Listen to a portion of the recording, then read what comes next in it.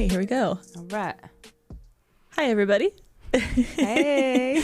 Thank you for joining us for another episode of Inspired by Miss Amber Red. I want to talk about the website real quick. Okay. So we were talking about Google Ads and this, that, and the other, you know, in the first part of this. Mm-hmm. So I was gonna say you have a lot on your plate. You said you want to come along the ride and learn about Google Ads. Yeah. But so what is it that's keeping you the most busy right now? At the studio? Definitely website stuff because we're always updating it, and email stuff. And email stuff. So Email what do you marketing mean? I was just stuff. saying, Yeah, email marketing. Yeah. So I can't even believe it's only been a year. It's been a little over a year that we launched Inspired. I know. So we have an online. This is not for you guys. I mean, check it out because it's fucking cool. Yeah. We've literally built our entire website from the ground up. Sasha and I. It's probably why I look sleepy. But I reached out to somebody on Upwork recently for some help with some stuff to help Sasha and I, and the guy was like, "That is not a Kajabi site," and I was like, "That is probably the biggest compliments that I have gotten in the last 6 months." I was like, "You right, because we're good at this." That makes it all worth it because we put a lot of thought into it. Of time. So I mean, I know why we got a website because we can't.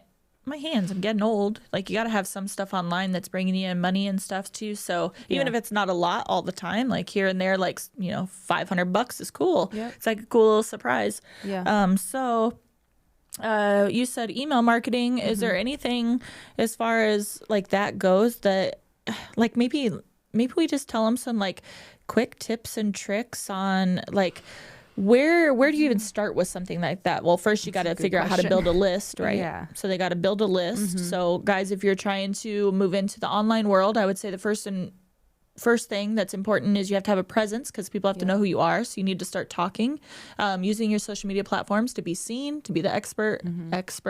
I hate that word. I don't know why.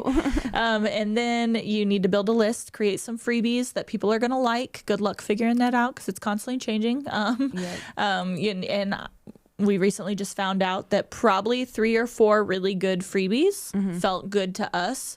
That's lasted us about a year, and now I need some new freebies because now those ones are we still getting signups for them, but not like we were. They were massive, first freebies, and they were really successful. So we're doing something right. We got brains. And it also helped that you do have a presence online, so that helps a little bit. You want to I think have both. Yeah. Because you need, again, show your face, do all that stuff as we talked about in the first episode. And then that brings over to the online world, I think. You know? So it's kind of, so you kind of got to do that back end, that work leading up to it before just saying, okay, I'm going to do an online class. And then, so the freebies will help you build a list. When we say list, that's like your emails that you're gathering through your freebies. And that's helping you basically figure out what people are wanting from you, like what they want to learn from you. And then Sasha builds email marketing campaigns. I try my best. So her and I bounce back and forth with graphics. She hates that I make her design them first, but I love when she designs them first because she'll design the graphics and then I'll go in and just put like little touches on them, and then maybe spruce up the wording a little bit because obviously that's in my brain. And then Sasha creates like how many emails go out in a sequence. A year ago I didn't even know what a sequence was. How many emails go out in a sequence, and then how many times a day, what's the best time of day, the subject lines, the subject lines. It's been a lot of trial and error, a lot, but I think we have a good flow, or I should say a good understanding of it now. Playing back to you saying we were talking to someone on Upwork, we're at a point now where we know that there's more to learn. And, we know that we don't know it all. So I think now that we have a good foundation understanding of email marketing, now we can go and talk to someone and be like, hey, what would you do that would take us to the next level? Now too. Like, I feel like we just we do that very well because even, like when we first started, we were like, how do we start? So we brought somebody on, and probably not at the professional level that we should have, but she gave us a very good start to where we tweaked it because we had to rewrite all the copy, all the everything, which is fine, but she gave us a plan to go off of, and then we tweaked it from there. It did really well, actually. I'm happy with how our classes did and are doing, whatever. And then I think, like I said, it's like you said, it's we just hit a point now where like, all right, time to bring on that professional person. Now let's really make some moves, because now we understand. Yeah. Now we know if someone's playing with us or not too. So that's nice, because, you know, when we first started, we were like, okay, yeah, go ahead. Like, we don't know if this is right or wrong, but now it's like, yeah, we get it. Literally, that person, I was telling you, that person on Upwork that sent the message and was like, oh, you're this class, and then I get it, and good work on the copy, which is like 2 sentences. Good luck on great words on the copy, but the page doesn't tie into that. I'm like, well, no shit. Yeah. I'm like, it's a feature under what's new. It's not the page. Click on it, go to the freaking landing page, and it'll have your descriptive sales page. Yeah. I'm like, don't try to play me and try to make it seem like you know what you're pointing out. I'm like, because now I know what I'm looking at. Yeah, exactly. I know they try to come in saying that they have something to tell you, but it's like, no, you weren't looking. I should respond back like, great feedback. However, this is our homepage. Of course, doesn't have a dedicated page to the class. The homepage is like an overview of everything. It's like, and it's very well put together. I almost don't even like to touch our homepage because I think it's pretty. Yeah, and that comes with the websites too, is knowing the steps that your potential customer is gonna take. Yeah, that's like a science that we're definitely still learning. Yeah, I think we have a good understanding of it so far, and there's maybe things that we could fix, but that was a big like learning curve too. Like, you don't want them to have too many steps to get to the checkout point, but then you also want them to know all the information before then. But then 5 clicks is too many. You're going to lose them. But then 3 is too little. And you're like, and the colors, your color, like, what the hell? Like, you want me to put a yellow buy now button on my pretty black, red, and gold? Like, wait, I can't do that. Like, but you know what I mean? They're always like, this color, you have to do that, and they have to do this. I'm like, okay, I get it to a certain extent. And then same with the salesy. Like, I'm not overly salesy. Like, I know, like, even people probably appreciate that about the podcast, because I'm just like, I'm not an in-your-face salesperson. I'm not. You got the wrong person. I know I need to be a little more pushy. I do know that. I know like that you should be more, you know, you're not doing this and I can get you these results. I get it. But like, I'm not that personality. So it's going to take me time to develop into that. And if somebody wrote that and wanted me to send it out to somebody, I probably would tweak it. Yeah, no, absolutely. Because I mean, you have to have that line like with the being personable that we always talk about. Yeah. So that's hard too, is being salesy, but also like personable. Yeah, it's and they're gonna know I didn't write that, because they're gonna know that's not my personality. Yeah. So like, and it feels fake right off the jump, and you don't want that. So. Yeah, that's the same with like AI stuff. But let's not go into AI, because that's a whole ass other topic. I mean, AI helps me a little bit, but I can tell every single time. That's my point, though. You can tell every single time if it was AI written. You still have. I mean, the podcast was AI written, and I still need to go in there and adjust it. But like our description. Yeah, look, our blogs are AI. I mean, not all of them, but like some of them we do. But blogs are very helpful as far as SEO, which is search engine optimization, and I think that where it comes like it's helpful, like that you don't have to be so personal there. It's more like facts, you know, a blog is. Do you read them after I go in and tweak them? No. Because you do those blogs, and sometimes I'm like, Sasha, what the hell? Yeah, no, I know. And then I'm like, delete, and I'm like, let me reword that how this should sound from a human. Yeah, no, because I'm like, and then too, you have to go in and tweak it, because you know, you're a permanent makeup site. I don't know what's wrong. You should hear some of the times that AI is talking. Oh gosh.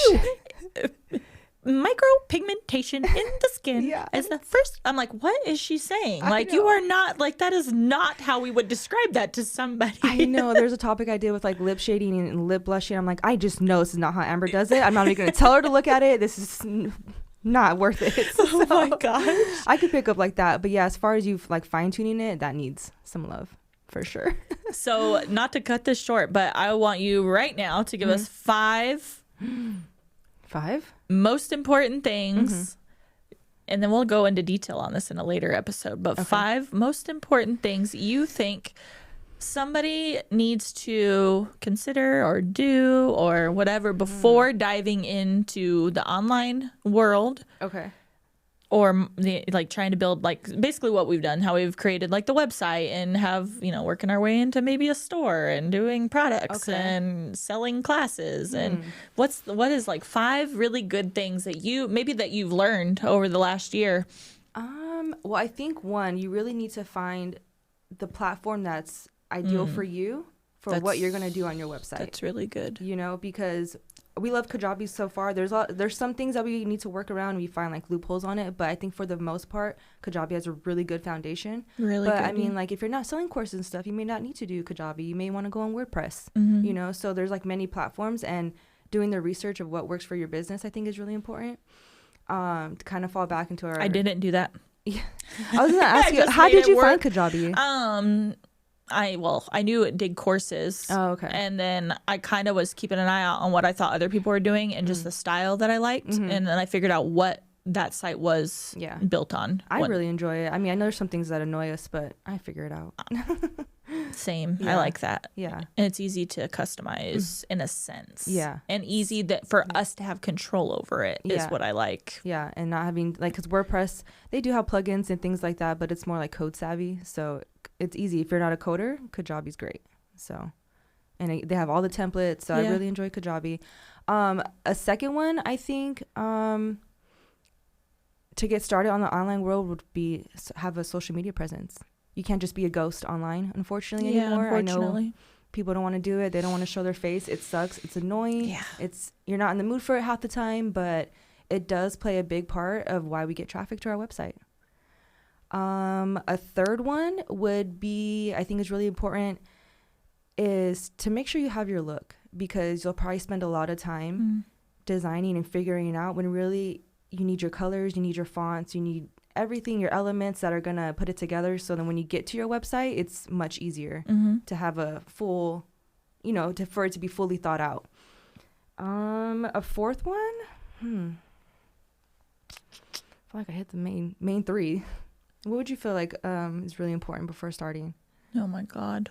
There's a lot of factors, but at the same time, it's like, I feel like those three are the biggest. I think for your site not to sit there, because I feel like, not that our site's just sitting there right now, like, because obviously we got 2 sales yesterday. Yeah. So it's all, like I said, those little surprises, that's all it takes. It's like sometimes it's crickets and you're like, oh God, nobody's paying attention, nobody's doing nothing, and all of a sudden it's like, oh shit, okay, like, wow, like it's that list is gold. Those email lists are gold, and I kick myself in the ass every day that I'm not, like, that's top priority for Amber, is getting those freebies built back up. So that's really exciting for you guys. There's more freebies on their way. Actually some really good ones, some really, really good ones. But yeah, building your email list is like, key. So key. Yeah. So but that ties into, because how do you get emails, right? But it's social media. Yeah, social media and the freebies. Yeah. So investing time into that.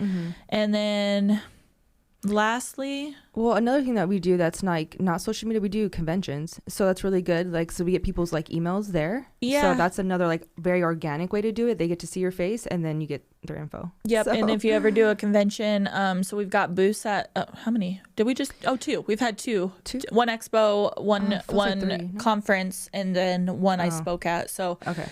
If you have a booth, make sure, because I don't think we did at our first one. Oh no, we did. Yeah, the Clovis one. Yeah, when have a sign up sheet and give away something for free, because then people interested, they're going to be very targeted. Sasha does all, like, she segments these people, so we know like what they're interested in. So I don't know how she does that, but so when you go to send emails, it's basically more targeted, so you already know that person's interested in eyeliner or that person's interested in lips. So that's really helpful. But having a sign up list at your booth, if you go somewhere like that, and seems basic, but make sure you have cards too, right? Yeah. When you're out walking, like, even for we're running out of time, you guys. Okay, sorry. we could talk about this part 3 coming in. So they're like, Amber, you didn't finish your sentence. Yeah. Well, you got me flowing too. Now I'm like, I got ideas in my head. Okay, so there's gonna be a part 3, so come back. Yeah, so this is definitely gonna have a part 3, and maybe we'll just make it one of our longer ones. Okay. Because I think we could talk about this for a really long time, and I think it's gonna be very helpful to everybody. So yeah, you guys, thank you so much for joining Sasha and I today in this like social media online world chat. We are definitely gonna come back and talk to you guys some more about this, but for now we're gonna end it here because we're running out of time and we got some other guests we want to meet. So thank you guys, and don't forget to like, comment, share, and subscribe. Bye guys. Bye.